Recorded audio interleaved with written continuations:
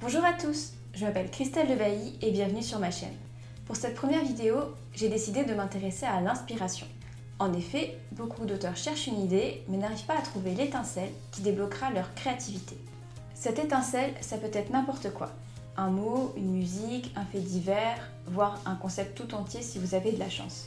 Je vais donc vous donner 5 astuces pour trouver l'inspiration. Premier conseil, abreuvez votre esprit. Ce conseil est vraiment le plus évident. En effet, il va falloir vous ouvrir au monde.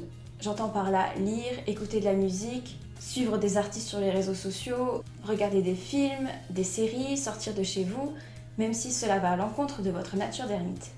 Parfois, on ne trouve pas d'idées parce qu'on est trop enfermé sur soi-même.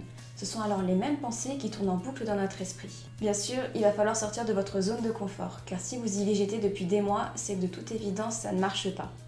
Lisez des ouvrages vers lesquels vous ne vous seriez pas tourné de prime abord. Explorez Allociné en quête de films qui n'ont peut-être pas eu le succès escompté. Bref, essayez de vous surprendre.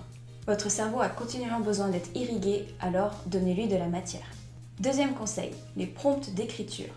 Alors, qu'est-ce qu'un prompt? Un prompt d'écriture est un résumé vraiment succinct en quelques lignes d'une histoire. Personnellement, j'en trouve beaucoup sur Instagram, notamment sur un compte que j'aime beaucoup qui s'appelle writingprompt.s. C'est vraiment un compte excellent si vous cherchez des idées dans tout ce qui est fantastique, fantasy, romance, thriller de temps en temps, bref, ça recouvre pas mal de genres. Petit point négatif, c'est en anglais, mais étant donné qu'il n'y a que quelques lignes, même si vous ne parlez pas la langue de Shakespeare, vous devriez vous en sortir. Ou au pire, utilisez Google Traduction. Bien sûr, vous êtes libre de reprendre ces idées, c'est même fait pour ça, donc foncez. Troisième point, tenez un journal à idées. C'est obligé qu'à un moment ou un autre de votre vie, vous ayez eu une idée que vous n'ayez pas notée.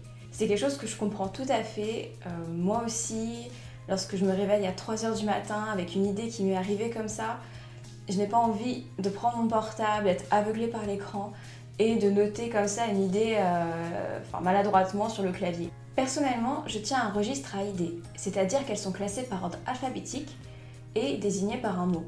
Chaque fois qu'un détail me vient pour compléter cette idée de base, je note donc au mot et ainsi les histoires s'étoffent toutes seules et je n'ai qu'à les prendre lorsque c'est à leur tour d'être racontées.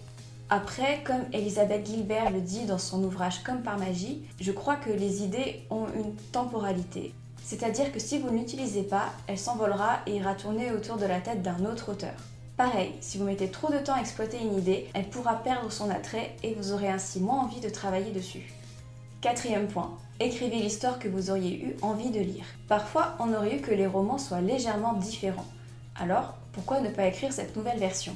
Attention cependant, si votre histoire est trop proche de la version de base, on pourra dire que c'est de la fanfiction. Ce n'est absolument pas un mal de faire de la fanfiction, au contraire, mais vous ne pourrez pas commercialiser l'ouvrage pour des problèmes de droit. Donc, si vous n'envisagez pas de la commercialiser et juste par exemple de la poster sur Wattpad, allez-y, mais sinon faites bien attention à ça pour votre histoire. Pour les autres, pensez à des romans ou à des films qui vous ont plu et imaginez changer un détail qui bouleverserait tout le fil narratif par la suite. Par exemple, et si Harry Potter était tombé dans une famille aimante et n'avait pas voulu aller secourir le monde des sorciers? Pourquoi ne pas créer l'histoire d'un sorcier qui, justement, ne veut pas l'être? Pareil, pour reprendre un autre succès populaire, et si Bella avait été élevée par une famille de chasseurs de vampires et avait tendu une embuscade à Edward? Bon, ces idées ont sûrement déjà été prises, mais vous voyez ce que je veux dire. Cinquième point, la technique du hasard. Cette dernière méthode n'est pas ma préférée, mais peut-être que vous, elle vous aidera. Vous pouvez vous en remettre à la chance et piocher 3 mots au hasard dans le dictionnaire et commencer une histoire avec ça. Après, si vous tombez sur 2 verbes et le mot xylophone, vous êtes mal barré, mais pourquoi ne pas tester cette méthode pour une nouvelle par exemple, ou même pour vous remettre sur les rails de l'écriture?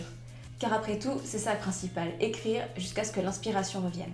De mon côté, je sais que je suis beaucoup inspirée par Instagram et notamment par les artistes qui sont dessus, que ce soit des illustrateurs, des peintres, des créateurs de jeux vidéo. Car c'est vrai qu'un dessin peut tout de suite déclencher une histoire dans ma tête.